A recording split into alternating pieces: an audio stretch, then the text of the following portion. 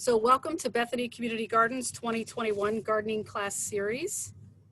Tonight's class is part of the Bethany Community Gardens Gardening Class Series. Bethany Community Gardens is located at 4702 Southeast Street, which is in the southwest section of the intersection of I-465 and US 31.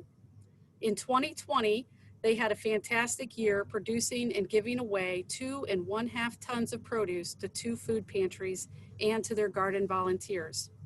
New volunteers are always welcome. They get together every Tuesday evening from late April to mid-October. Tuesday evenings anytime between 5 p.m. and 7:45 p.m. On Tuesday, April 13th, they will be planting cool season crops. Come anytime after 5 p.m. Again, the address is 4702 Southeast Street, and all new volunteers are welcome. Just stop in and check in at the sign-in table. And then on May 11th, we'll be planting warm season crops. This is a great way to gain hands-on gardening experience. They will continue to follow COVID-19 safety guidelines, and we will continue wearing masks and cleaning tools between use for now. For more information, I'll drop the contact information into the chat for Bruce and Craig, our co-coordinators. And again, I'll put that in the chat. So Bethany Community Gardens is entering its 4th year of offering gardening classes in the community. This year is virtual, but we still hope to build community through our classes in gardening. This is our 2nd class. We will hold 2 additional classes. April 20th is called Grow Up, and we'll be talking about structures. And May 4th will be Pollinators in the Landscape. Some housekeeping items. Please turn off your cameras and mute your microphones. That will enable Joellen's video to take precedence. You'll also want to click the speaker view, which is in the top right-hand corner, so that you only see just the slides and then the speaker. If you have questions, please put them in the chat and we will monitor. And our plan is to stop at intervals and we'll get caught up on the questions. We are very excited to partner with a professional gardening educator. I'd like to introduce Joellen Myers-Sharp. She is the Hoosier Gardener. She's a 25-year award-winning veteran of print journalism and owns Write For You, LLC, a freelance writing and editing business. You can find her blog at HoosierGardener.com. Joellen is the president of GardenCom, Garden Communicators International, an Indiana Advanced Master Gardener. She co-teaches the City Gardener program with the Purdue-Marion County Horticulture Extension Educator. She is a garden coach and has an all-season container planting business. For nearly 20 years, she has worked at a large independent garden center in Indianapolis, including a stint as buyer of perennials, trees, and shrubs. I know you're really going to enjoy this program. If you have questions, please put them in the chat and we will stop at intervals and answer questions, and we will monitor the chat box. We are going to record this and we will send out the link with a resource page. And I turn it over to Joellen now. Hi, everybody. I'm really glad to be here. Let's see if I can figure out. Okay.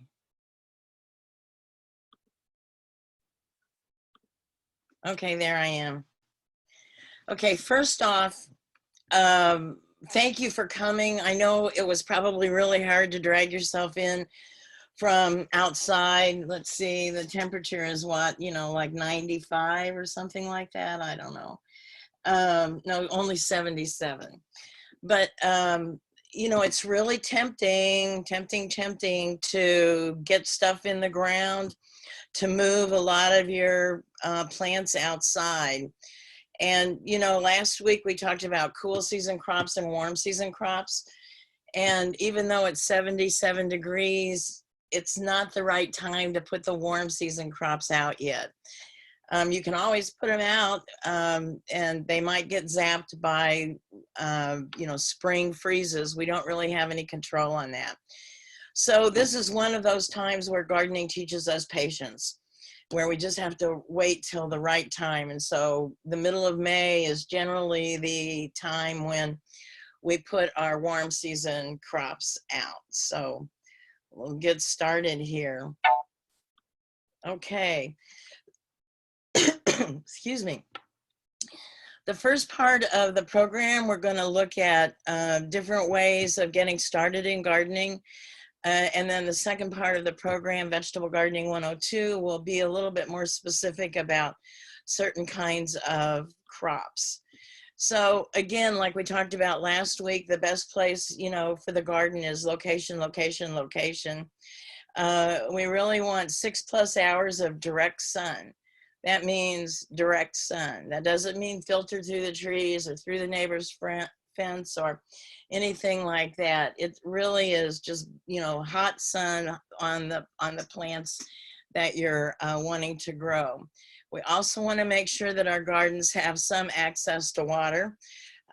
We don't want to necessarily have to drag a hose, you know, 40 yards or whatever to the back 40 in order to water. And most of us don't have spigots in the back of the yard that we can hook up a hose to. So you want to keep that in mind too. This is a graph that's a little bit hard to see, but the differences between the dark blue lines and the light blue lines. The dark blue lines is an idea of how much lead can be contaminating the soil in urban areas, as opposed to the light blue bars, which are more of an urban or a suburban area. And down in the bottom of the handout is a resource where you can go to find out more about the lead in your soil, and also a professor at IUPUI, and this is all in the resources, is still doing evaluation. This kind of gives you an idea. The worst part is the red part. That's sort of right in the middle of the city, and then out maybe a little bit, and then the yellow is sort of still probably within the 465. But if you go to the resource, then it would be good, I think, if you're worried about lead contamination in your soil, which is a city issue, you'll want to maybe get that tested. One way around that is to have raised beds, not to plant, you know, right next to the house or the road. So those are two ways that you can kind of combat lead contamination in the soil. I thought this was a pretty good cartoon. We're taking soil samples today. In other words, the scientist thinks it's a field trip. And we talked last week about the soil test kits that you can buy at the garden centers. And really, you know, these are not necessarily recommended. I think that the results can, you know, be very skewed. And so if you were really worried about what the nutrient value of the soil is that you're planting in, you're going to want to do an actual soil test. And you can do those in spring, or you can do those in fall. And again, in the resources, there are links to the lab that'll test the soil, as well as a Purdue pamphlet on how to take the soil test. So, you know, like we talked about last week, we want to start small. Everyone's, you know, excited and ready to go. And I remember the really first big garden that I planted was down in Clarksville, Indiana, and my son was 6. And we dug up, we had a pretty deep backyard, and I'm going to guess we dug up half of it and planted vegetables in there. It's where my son told me his favorite vegetable was zucchini, and I told him we would probably be set for the next century. So again, you do want to start small, even though the temptation may be to have a really big garden. And, you know, if you don't like kohlrabi, don't plant kohlrabi. If you don't like spinach, don't plant spinach. So you want to grow what you like and what you want to eat and what your family wants to eat. So you can narrow your list down on what you want to grow. You know, raised beds are very popular. And as we talked about last week, they can be framed or enclosed, or they can just be elevated soil in the bed, flattened and planted in that, where the pathways are slightly lower than the bed. You know, you can really just fill things in. This is a keyhole garden. You can kind of see where you would walk down the middle part, and you can see that it's on a patio. But you know, you can see how all these vegetables are planted in this keyhole, and it's a way to get a lot of food planted in a garden without taking up a huge amount of space, and it's convenient to work in. You know, if you don't have a lot of space, if you just have a patio or a balcony or the front porch or right along the driveway, you know, grow where you can. You know, the breeders are making a lot of vegetables smaller and compact, which is really great for those of us without a lot of space. Again, these are different kinds of grow pots that you can use. I use the ones on the right all the time. I grow potatoes in them. I grow sweet peas, or not sweet peas, but snow peas in them. Some of the early stuff. This was up at in the UP in Michigan, where they were growing some cabbages in with the petunias and the geraniums. Again, a collection of herbs and other plants on a patio in Indianapolis. This I thought was kind of cool, where they've got the cabbages in, you know, planted among the coreopsis, which is just kind of a gray and yellow, which is, you know, of course, our Pantone's colors of the year. So they're very trendy there. Bed prep. Again, this is, you know, our garden is as good as our soil. I don't really know any other way to put it that way. If you've got really crummy soil, if it's just heavy clay and it's cracked, and, you know, you practically need a, you know, a bulldozer to dig in it, I might suggest that you not dig in it, that you bring in some planter's mix and, you know, put that on top of where you want the beds to be, and plant in that. If you do that for a couple of years, eventually the soil will get a lot better. It'll have a lot more organic matter in it. It'll have better drainage and a lot of good microorganisms in there. So if you've just got really terrible ground, that is one way to get around that. And you don't really have to have it in a raised bed. You can bring in the soil again, make the beds that way. You know, compost is sort of the miracle cure. If your soil's too sandy, compost will help. If your soil's too much clay, compost will help. So it's just really the best thing that you can add to the soil. And if you don't have compost in your own gardening life, you can buy compost usually at a landscape supply company. You can also buy it in bags. You want to, there are some approval mechanisms or organizations out there. There's sort of the Soil and Mulch Council. And so some compost bags will have that emblem, and actually potting soil bags and anything that's sort of dirt related or mulch will have an emblem from the Soil and Mulch Council. And that tells us that that product, you know, samples of that product have been tested in university labs or other kinds of laboratory, is that and it affirms what is in that bag, is how that bag is labeled. So that's something to look for to sort of protect yourself. I mean, I don't know about you, but I bought you know, soil or dirt in bags before, and it has a, you know, kind of an off smell to it. And, you know, it's like really green and mossy, and you just really wonder about the value of that. So that's one of the ways you can kind of affirm that, you know, you're getting the good stuff. This is one of my favorite photos for manures. If you're going to use manure, go with cows, because they have 4 stomachs and they eat a lot of the weed seeds, and it doesn't come out the other end, which is really nice. Horses are, you know, there's a lot of horse manure that's available. And if you're going to use horse manure, you want to make sure that it's really been well composted.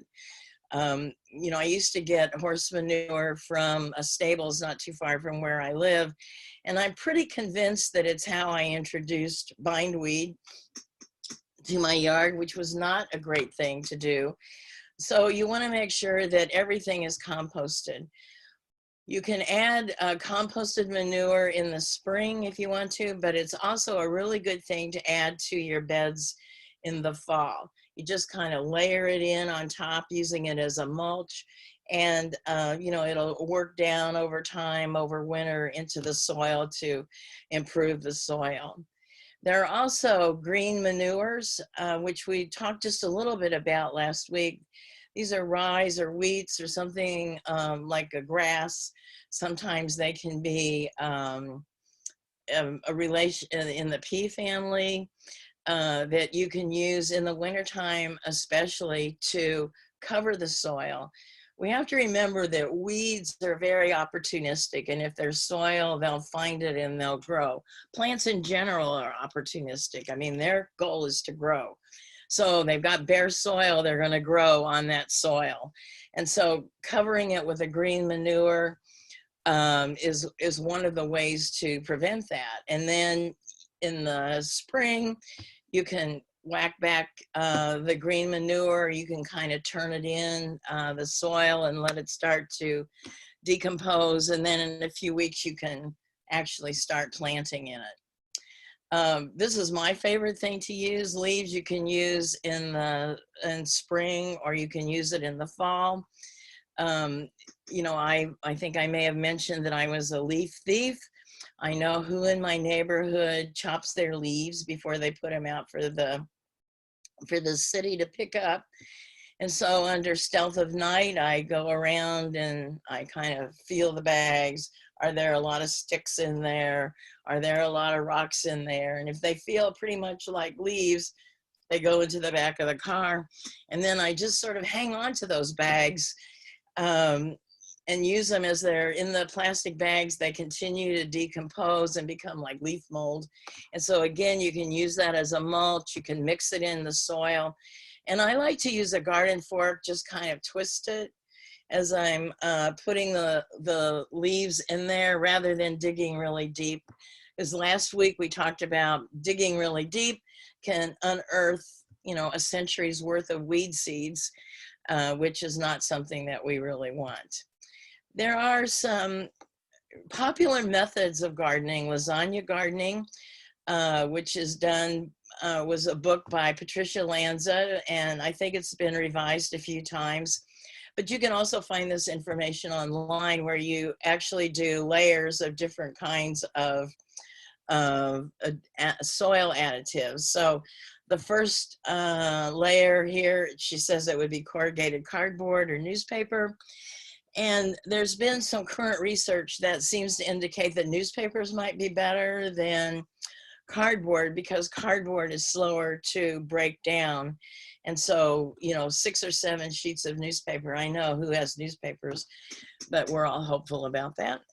You know, that would be one thing. And then you put like browns, like fall leaves or shredded newspaper, and then more organic or green stuff, and then more browns and greens and compost or manure, and that's really what you plant in.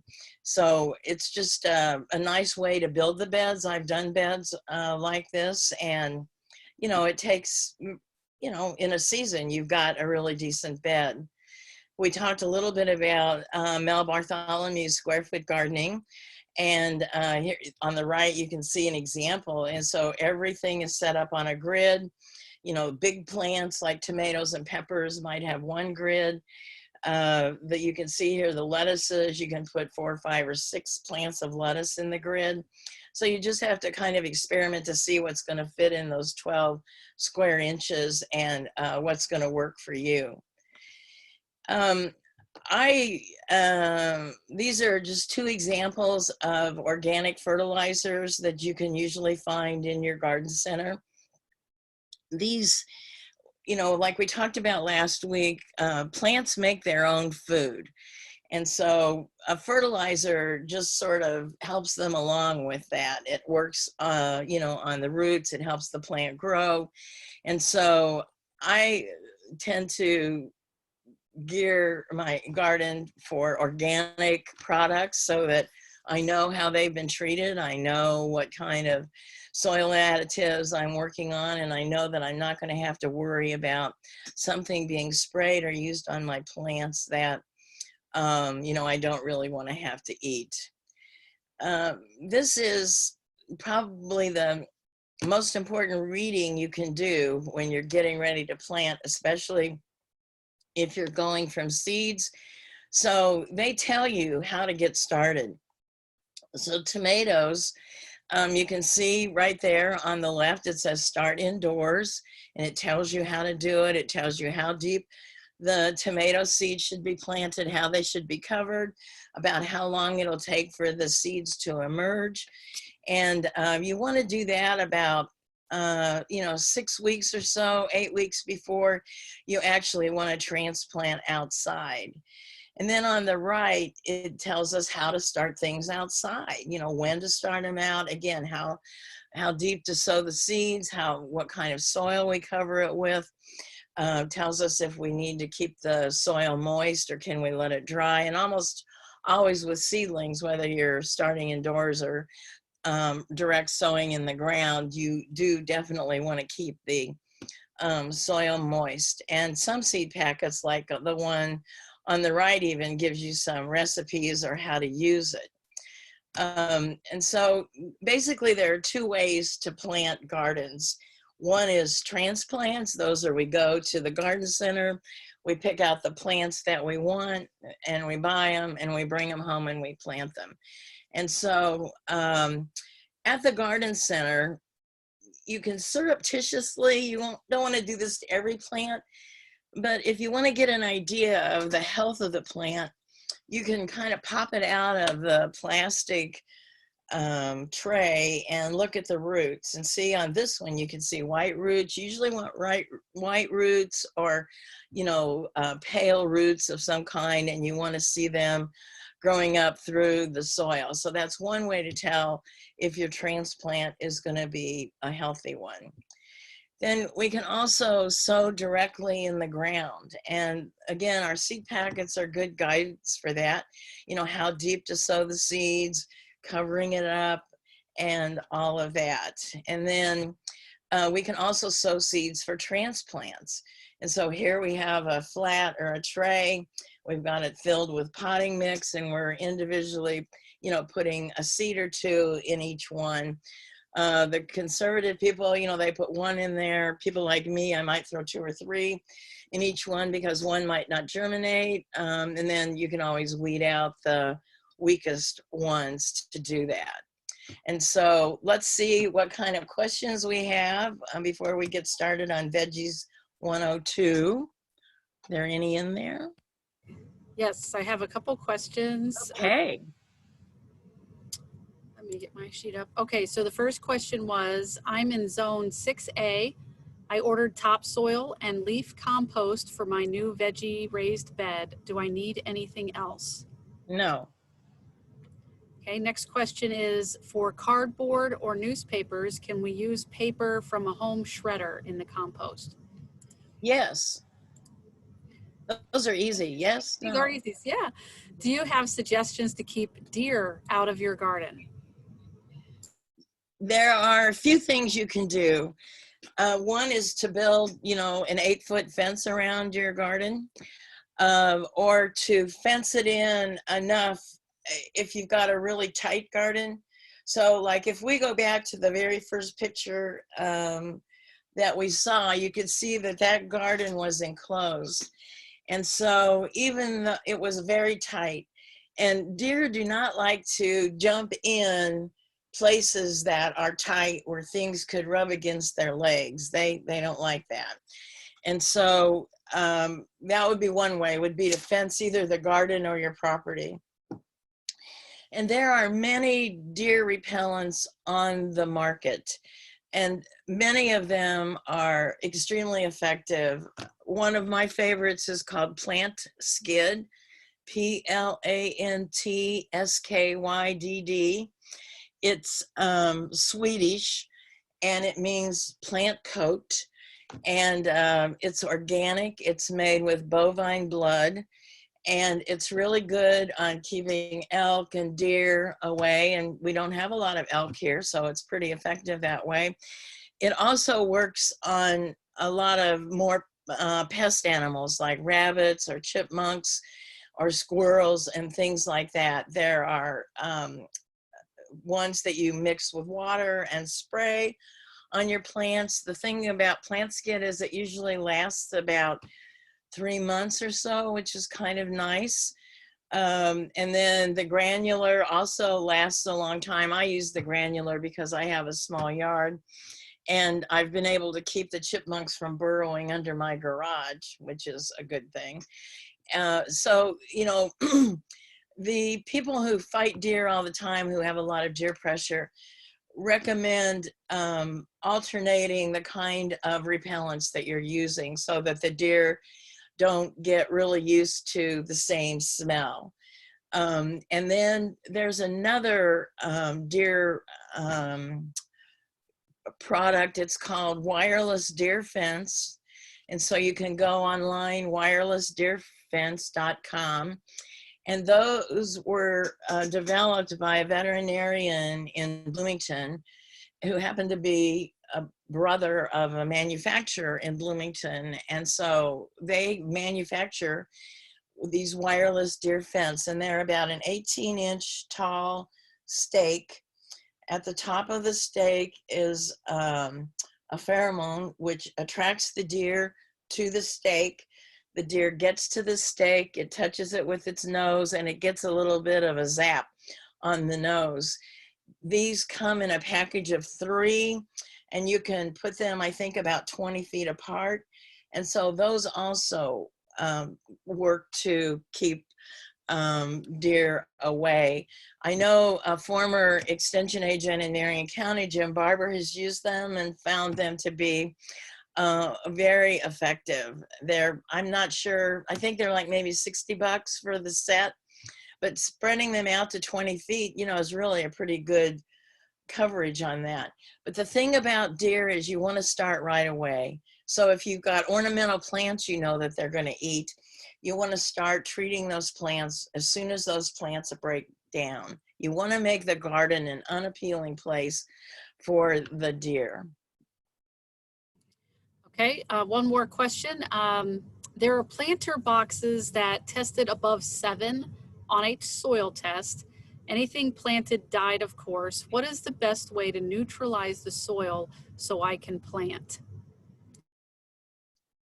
So, I'm sorry, repeat the first part of that question. Okay, so it sounds like she had a planter box and did a Okay. soil test, and it was a 7 on the soil test. So anything planted died. She wants to know how to fix that so that she can grow things there. Where I'd like to, Not familiar with the. yeah, I wonder where the soil came from. That would be my first question. I mean, in general, Indiana's soil is alkaline. So 7 would be, you know, alkaline. Our water is alkaline. And so I'm sorry, is someone speaking? Yeah, for some reason you started echoing, so let's see what it does. Okay, I'm sorry, I was echoing. Yeah, it was kind of strange. It was only temporary. Okay. So one of the things that I would do is I would probably maybe work a little peat moss in the raised bed to, you know, lower the alkalinity of the soil. I mean, you know, soil in Indiana is roughly 6.5 to 7. You know, I don't know what you were planting in there, you know, to have everything die. But that would be the first thing I would do, would be maybe replace the soil in a raised bed, and add some acidifying, you know, maybe use an acid fertilizer in the soil or some peat moss. But You know what she added? She just added in, she said the soil was in the boxes that was built with the house in the 1950s. well, That's yeah, I'd say replace the soil. Yeah. or add new. I mean, if you can, if it's probably settled quite a bit, if, those boxes have been there for a long time. And so again, bringing in some planters mix or something like that should help with that. And you can get planters mix from landscape supply companies like Mark's Mix. I like Mark's Mix personally from Indiana Mulch.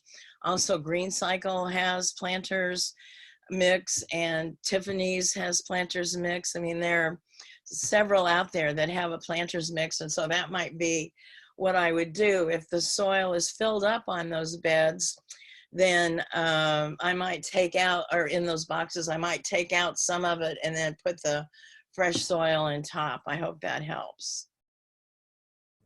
Okay, that's all we have for now. Okay. So Veggies 102, we're going to sort of go over how to get started in your vegetable garden. What are the best plants to buy transplants of, and what are the best plants to sow seeds from?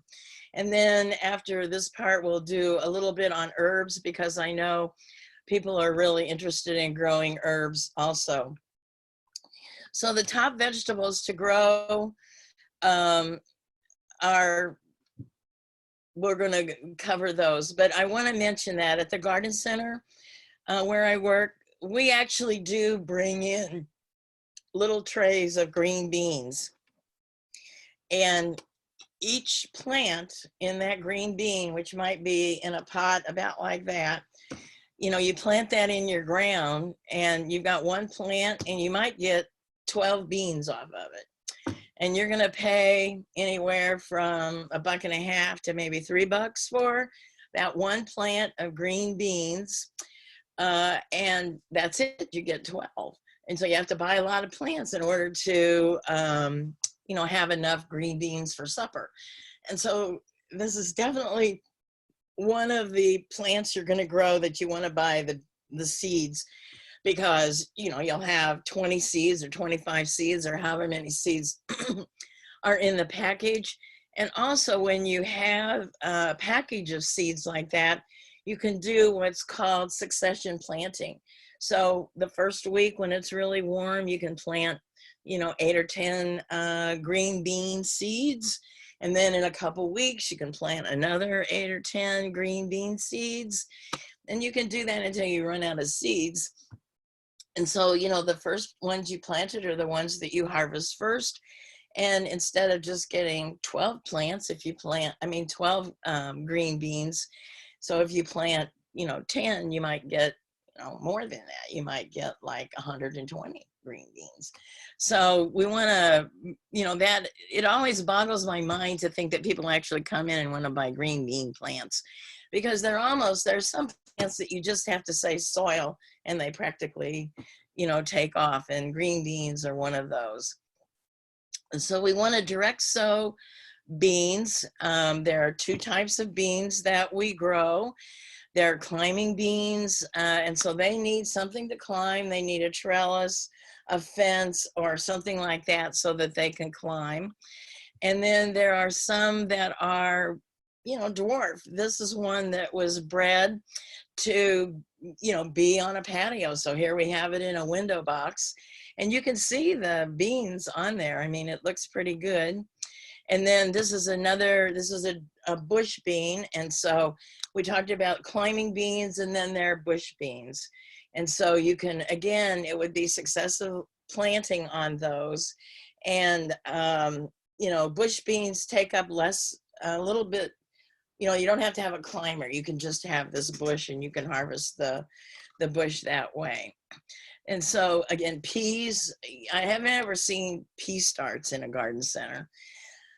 But you can easily, they also grow really easily from seeds, and they also usually want something to climb. So you can kind of see here, how the seeds are sown along the edge of a frame, and then they have the string that they can climb up, and the same on the right where they've actually germinated. And, these are my favorite peas. I really don't like peas, but I like snow peas. And they're really, they should be planted now if you haven't planted them. That is one thing you can plant now. This is a patio pride pea, which is again a dwarf pea. It's more of a bush pea. You can see the peas on there. It's in a little basket. So, you don't have to have a whole lot of ground in order to get fresh peas. And, pea shoots are extremely popular right now. And so that's one way to get them, is to directly sow the seeds. And then you can have the shoots to eat.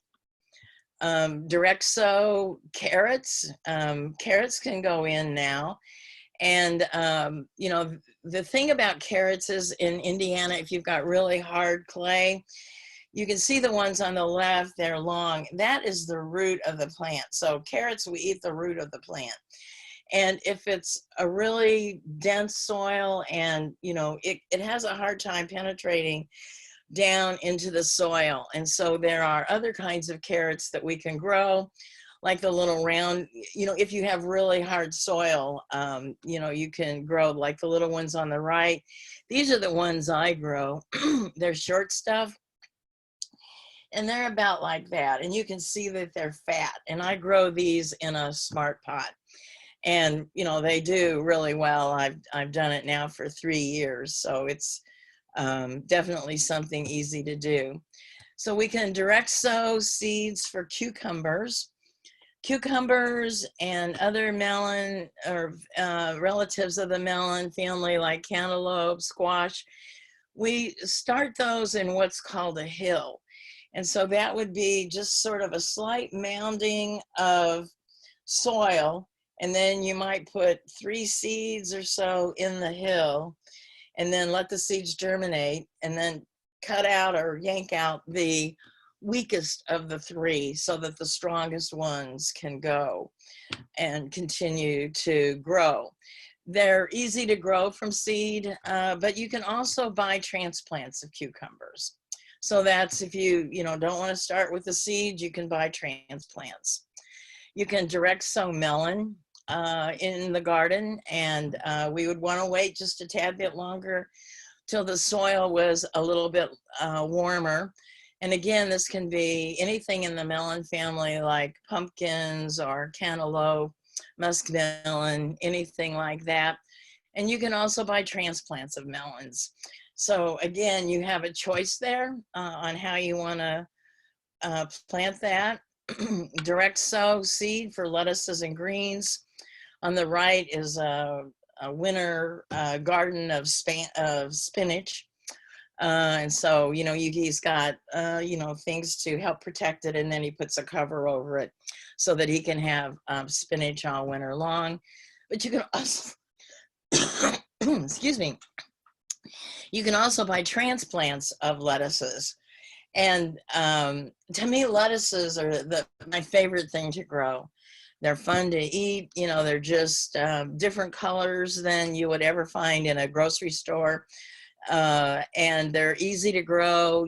They're easy to harvest.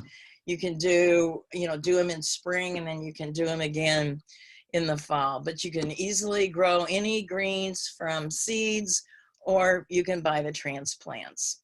So believe it or not, these are seed potatoes. I know they look like potatoes, but you can see the box says 6 seed potatoes. There are russets on there. And those are planted just pretty much like they are.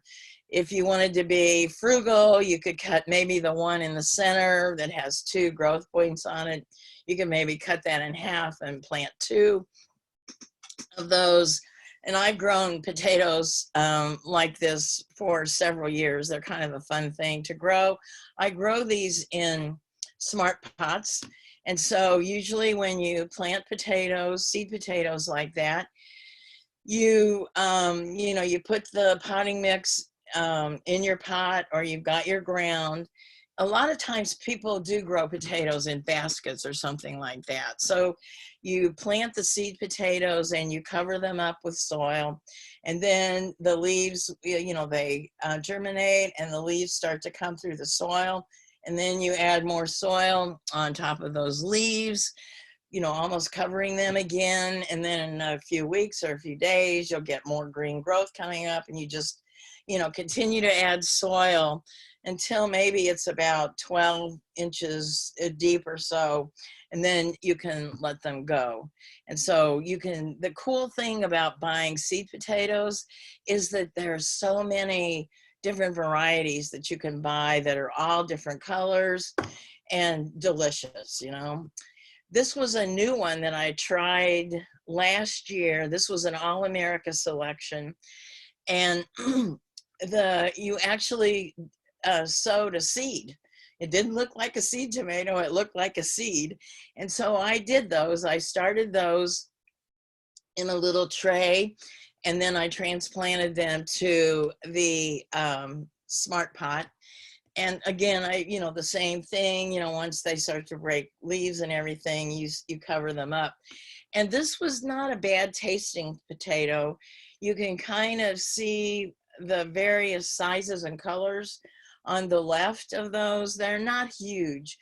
And so I would say they're probably good for roasting because of the size on those, and rather than say, doing mashed potatoes or something like that. But they germinated, they produced. This is all in one season. So you could start your potatoes now, your potato seeds now, and then transplant them, or you can sow your potatoes now, the potato seeds now. It's a good time to do that. You want to sow seeds for radish. They're easy to grow, and they're a spring crop that you do and you can pick. You can sow seeds for squash. Again, like we talked about, you kind of make a little bit of a mound of soil in the bed, and you plant the seeds in there, let them grow, and they'll take off like that. Or you can buy transplants of squash. Again, really easy. Squash, germinates pretty quickly, and so you can either buy transplants or do seeds. Either way, you're going to be pretty successful. I'm going to tell you to buy transplant for tomatoes. It's not that you can't start seeds indoors like we showed, sowing seeds in a tray, similar like this. It's the hardest thing about starting seeds indoors, unless you have a greenhouse, is the light. It's just not enough light in the house, even if you're in a bright south-facing sunny window or something like that. And so we have to add more light to that. And you would do that with, fluorescent light bulbs or grow lights. You can buy a shop light, put your bulbs in them. And you really want to, if you're going to do transplants, plant out in your house and start that way, the light needs to be just an inch or so away from the plants. And so as the plants grow, you need to be able to raise your lights, but you only want them to be an inch or so above the plants. And you can even see in this picture how the plants are kind of angled toward the right, and that's because they're reaching for the light. And I'm not saying you can't start tomatoes indoors, you can, and now would be a good time to start those because we would be planting them outside around the middle of May. But I just want to tell you that it's not as easy as just throwing a bunch of seeds on the ground. And you could direct sow tomatoes, but it might take a long time for them to develop and mature to produce the fruit. You can buy transplants of tomatillos. You can also sow seeds, but again, the problem is the same thing. And even though these kind of look like tomatoes and are sort of used like tomatoes in sauces, this is not related to tomatoes. You can see there's like a thin skin or shield on the outside of the tomatillos, and you can break those off and you just kind of peel those and do them like that. But they're very popular, especially for a lot of the green salsas. And they're related to the gooseberry family. So they are, really not related to tomatoes, but to a whole different plant.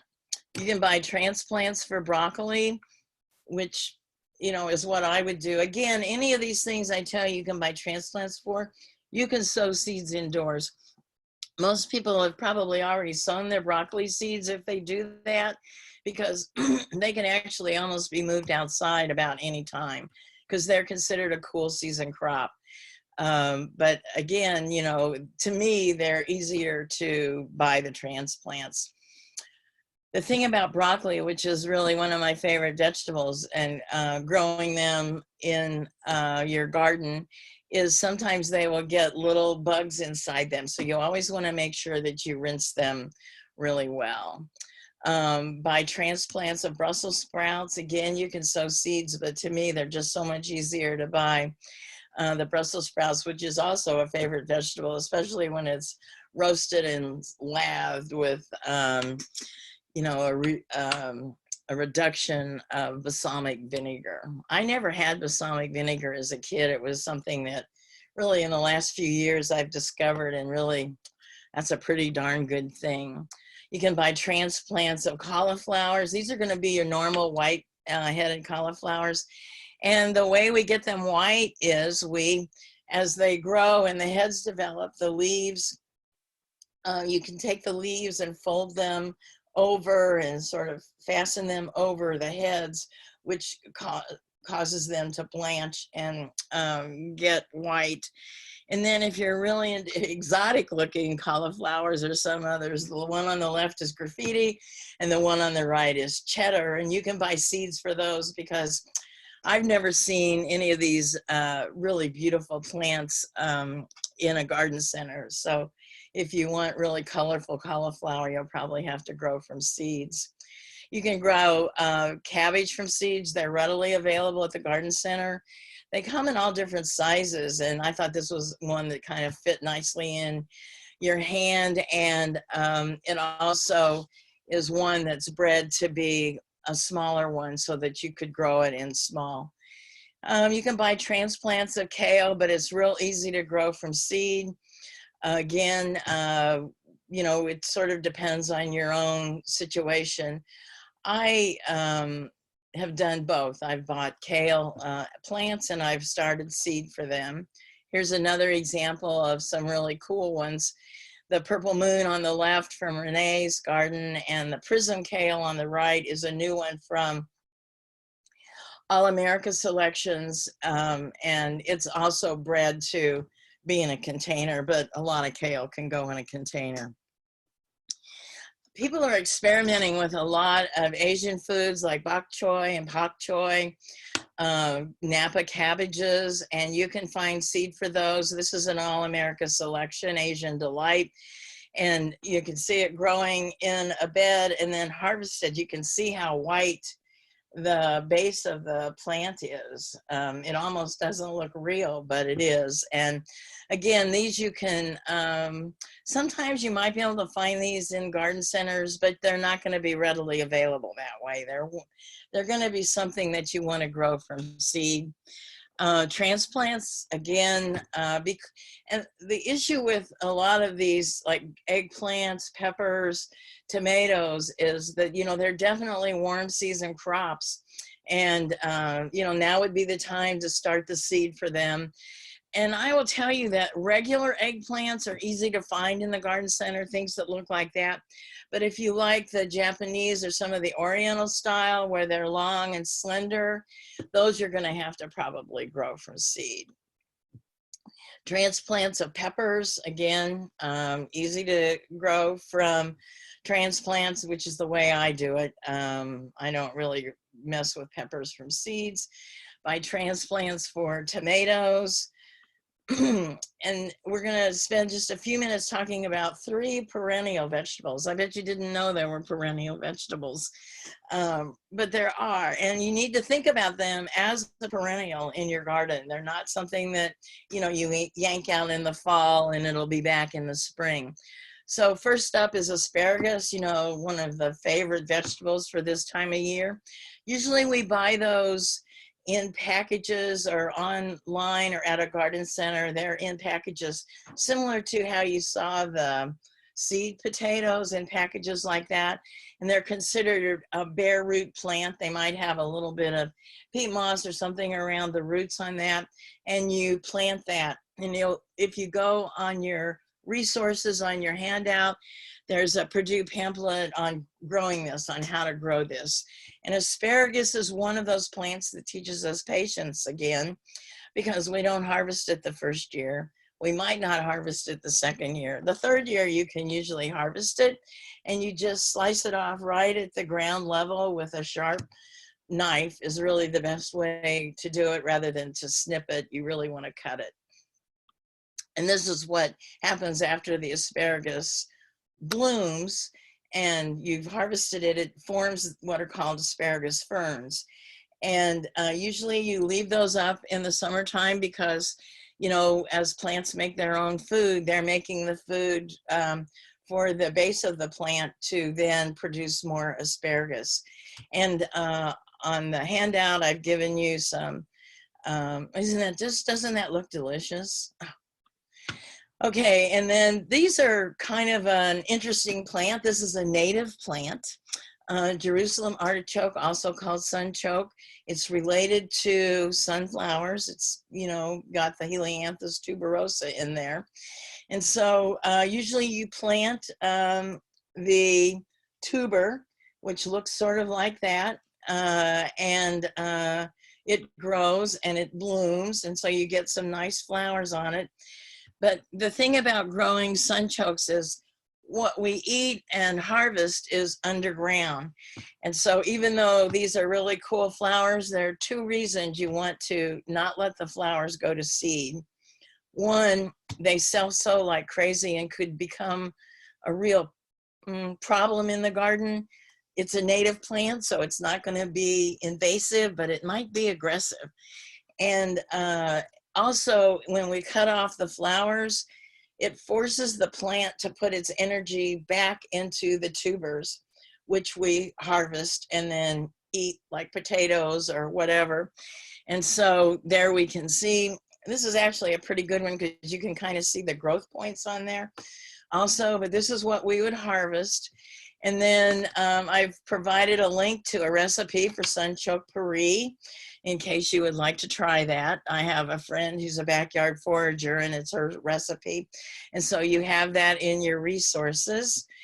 You can buy rhubarb transplants. It's usually readily available early in the season. You don't really want to wait much past May to get your transplants. And what we eat is actually the stalk of the transplant, and you can kind of barely see that there, but we don't eat the leaves. The leaves are, they're not really toxic, but they have, you know, ingredients in them that aren't good.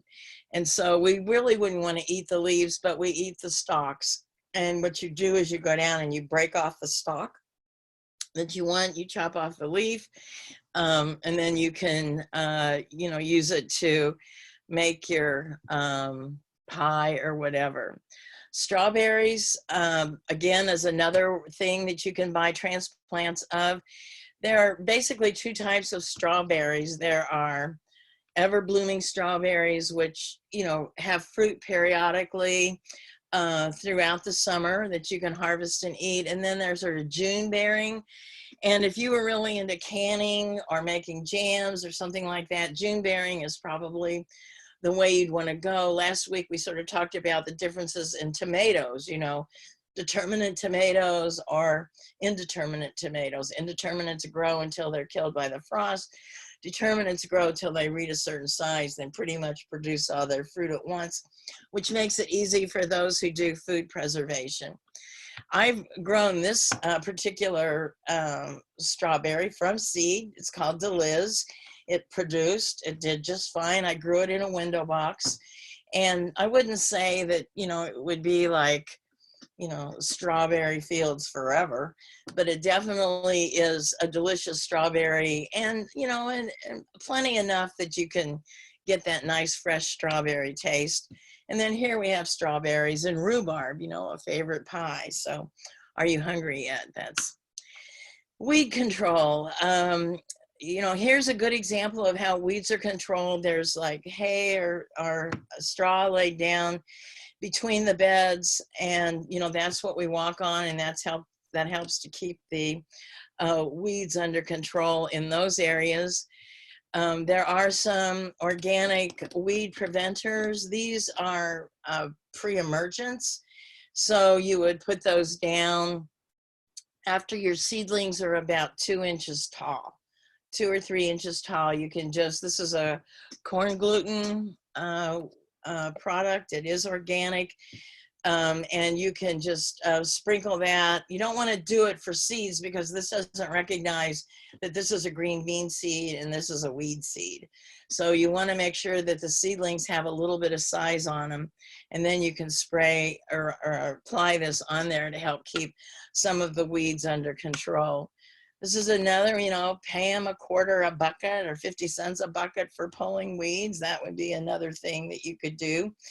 And then, you know, when we're growing vegetables, there are all these things that happen that we don't really know what's going on and why it's going on. And, you know, we have ladybugs, which we know are really good for killing aphids, and we have worry about some fungus disease on the lower right-hand corner. Is really not an insect or disease problem. It's a condition called blossom end rot. And so things we can do is we can spray off the insects.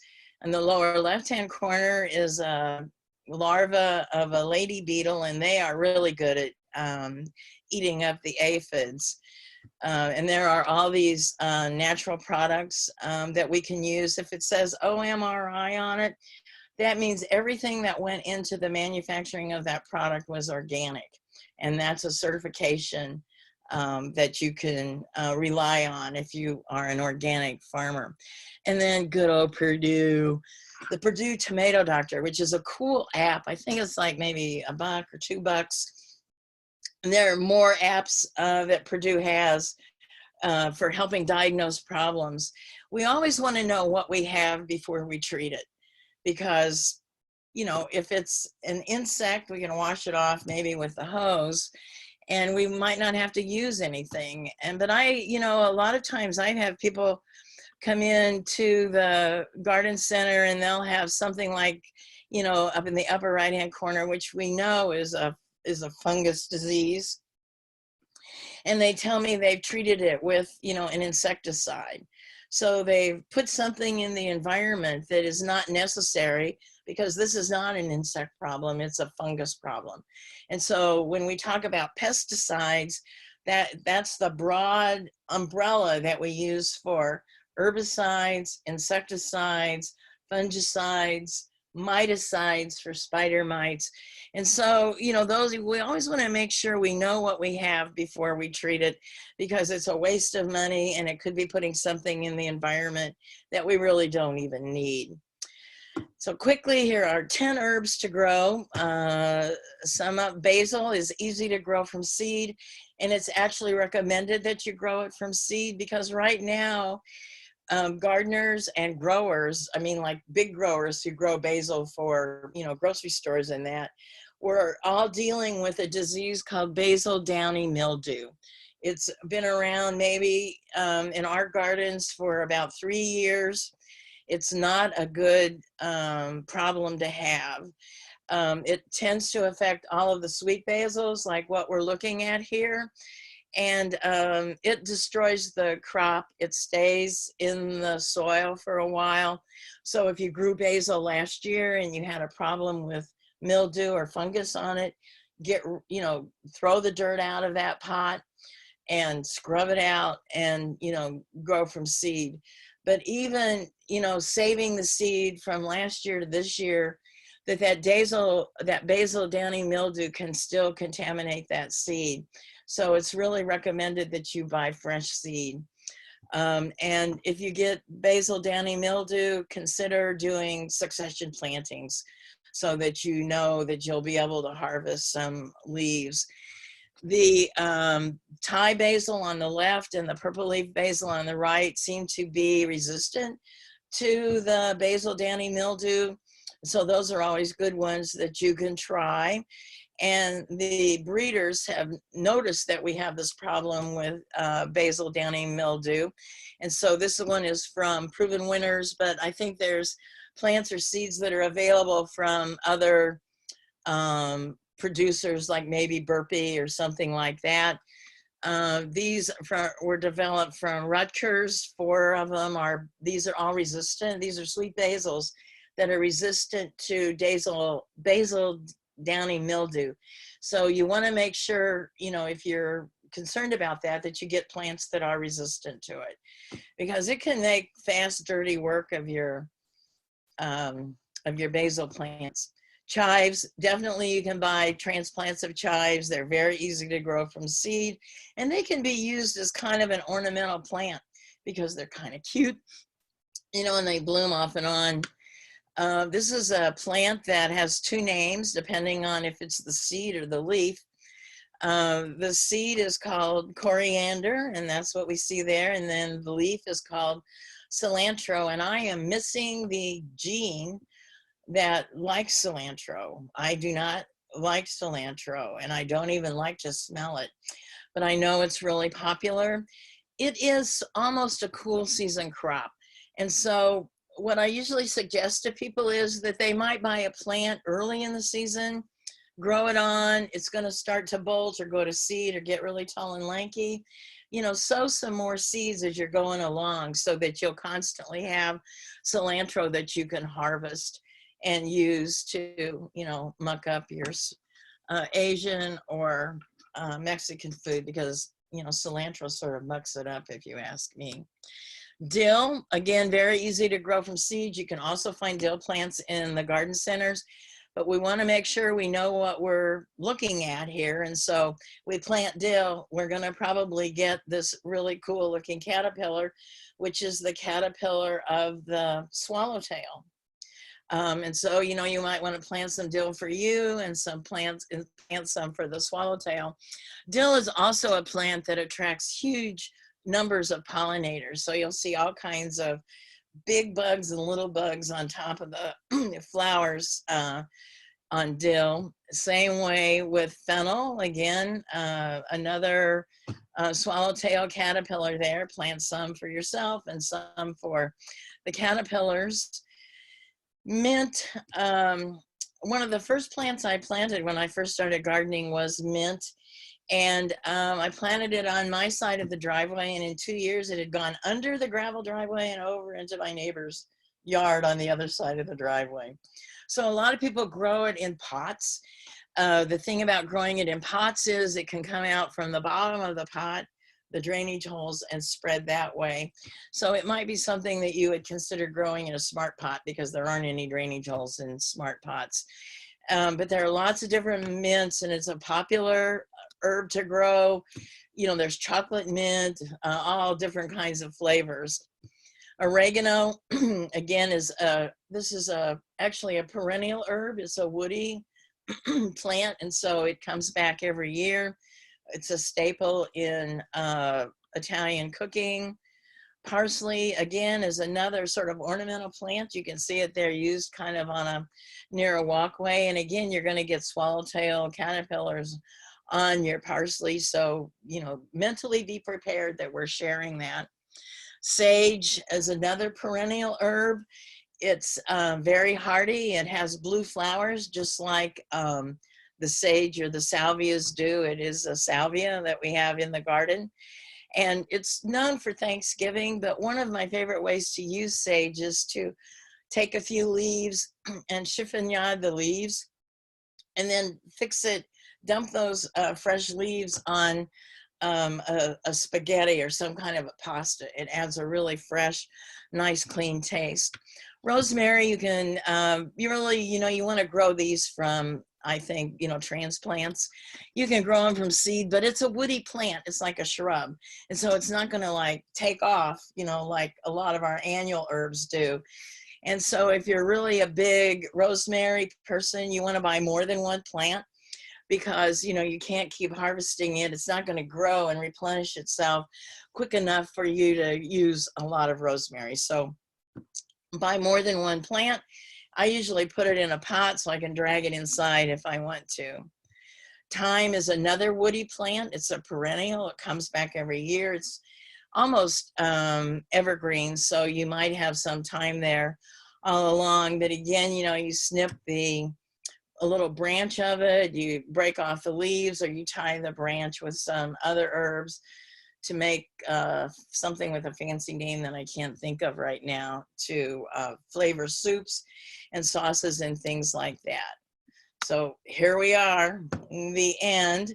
And then if you keep going on your handout, you'll see lots of resources and things like that. And so I know we're past time, so any questions?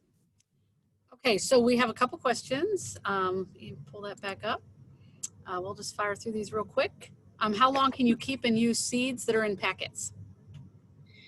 Well, a lot depends on the seed and how it's been stored, but there's a cool way that you can figure out sort of the germination of a seed. So if you have the seed packet, take like 10 seeds out of it and, put them on a moistened paper towel, kind of fold the towel up and either put it in a plastic bag so that it stays moist. A lot of people just put it on top of the refrigerator, but you want to put it in kind of a little bit of a warm condition, but not hot.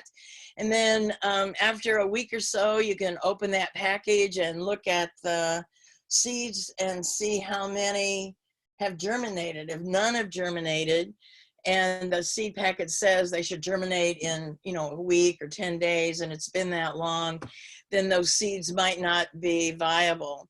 But if you've got 10 seeds and 5 of them germinate, then, you might want to double up on what you're planting, the number that you're planting seeds that way. Okay, and next, when is the time to plant seed potatoes? Now. Okay, I've tried to grow a few types of head lettuce, but can never get them to head. I've read that it can be the temps being too high, but I plant them as a cool season crop. Any suggestions? Well, they are a cool season crop. I might call Ginny in on this one. I've never grown head lettuce because it's a little harder to grow than leaf lettuce. And, I prefer leaf. I grew up eating head lettuce. And then I discovered leaf lettuce as a grown-up, and it was like, holy cow. It's just so different and so delicious. But I do think the temperature has a lot to do with it. I apologize that I've never grown it. If it was me, I'd go to Google and type in Purdue head lettuce and see if Purdue has anything. Ginny, if you're there, have you grown head lettuce? No, but I wonder if our season doesn't stay cool enough long enough. For it to form the head. That's what I'm Yeah, wondering. Yeah. but So, I will find out. well, yeah, we can maybe give you that answer next week. I'll make a note on that. And because I've just never grown it. Okay. All right, the next one was, what is a smart pot? They are, we kind of talked about them last week, and we had a picture of them in today's program. And they're usually black or gray. They also have new colors now, but they're spun fabric made out of recycled milk jugs. And they are made to encourage root development, and I haven't had a problem with them drying out. They tend to hold moisture well. You plant in the smart pot, you put the smart pot wherever you want it, and then, that's what you grow in. So if you go to Google and type in smart pots, you'll find them. You can, I know some garden centers have them. They come in all different sizes, big, including huge ones that are like, could go a hole along a fence or something like that. And then small ones that could be for lettuces, leaf lettuces, and things like that. There are some plants that are harder to grow in smart pots, like tomatoes, because you need to stake something. And so if you're going to grow the tomato in the smart pot, you need to have it close enough to something so there can be a stake or something like that, so that you can brace the tomato as it's growing up. But they're not very expensive. You can use them year after year. You can dump the soil out of them at the end of the season, and they store flat, which is really nice. So, you know, you might try one, you know, see how you like it.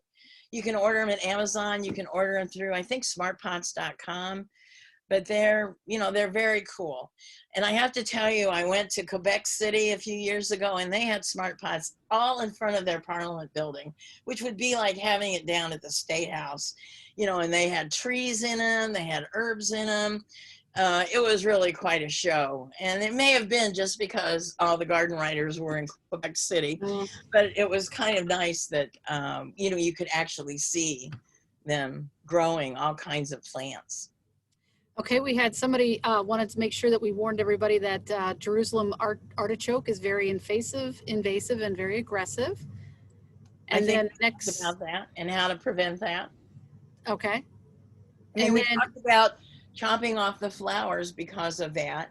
There were two reasons to chop off the flowers. One, because if they go to seed, you know, you might have a lot more artichokes than you want. And also cutting off the flower forces the plant to put its energy into the tubers. okay. And then any tips or advice on growing bell peppers? He's tried different kinds over the last 2 to 3 years, but they never seem to provide any yield. Wondering for some tips or insight on how to get better success. Well, peppers like it hot. And smart gardeners, you know, will plant tomatoes May 10th. They may wait another week, 10 days or 2 weeks before they plant the peppers so that the soil is warmer still. And peppers and tomatoes are kind of heavy feeders. And so you want to make sure that you, you know, give them a little dose of some fertilizer periodically as you're going along. And also, you want to make sure that they get adequate water. Peppers can develop blossom end rot just like tomatoes can. So that would be one thing. And then, you know, in the most sun you have, that's where you want to put the peppers. It's hard to know, you know, why yours aren't producing, but those would be the things that I would try. Okay. And how much dirt to keep adding to new potato leaf growth before letting them go? I usually let them get to about, I think I said like 12 inches deep or so, and then I let them go. Okay, someone else said they just I have access to an 8x15 plot as a first-time gardener. Am I too late to grow? No. No, we got time. All right, very good. I think we hit the end of our, don't mess this up here. The end of our questions. So thank you so much, Joellen, for being with us. We want to thank everyone else for being with us today. Just a couple other notes. We will be editing the video and we will send it out to all the people who registered for this class, along with a handout with the resource list. We'll also go ahead and include the link to the previous class because I have a lot of people asking for that. That'll all be on a YouTube channel. Just some reminders, at Bethany Garden, we'd love to have new volunteers. We're going to be getting started next Tuesday evening on April 13th. We're going to be planting our cool season crops. Come anytime after 5 p.m. Our address is 4702 Southeast Street, which is at the corner of US 31 and 465 on the south side. And then on May 11th, we're going to be planting our warm season crops. And of course, we love having people garden with us. Everybody really likes learning in a hands-on way. We are going to be continuing to use our COVID-19 safety guidelines with masks and extra cleaning of our tools.